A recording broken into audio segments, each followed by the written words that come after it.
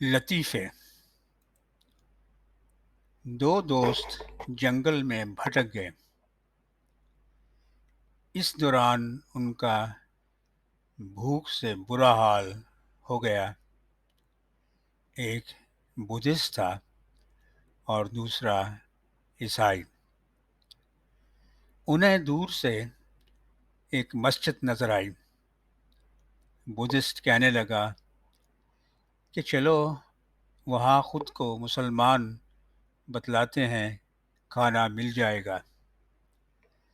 مگر عیسائی نے کہا میں تو اپنے عقیدے کا پکا ہوں، میں یہ نہیں کر سکتا۔ دونوں امام صاحب کو ملتے ہیں۔ عیسائی نے اپنا نام مائیکل بتلایا اور بدھسٹ نے احمد۔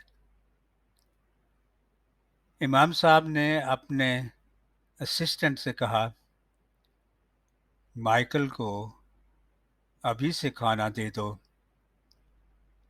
اور احمد ہمارے ساتھ روزہ کھولے گا۔ احمد ہمارے ساتھ روزہ کھولے گا۔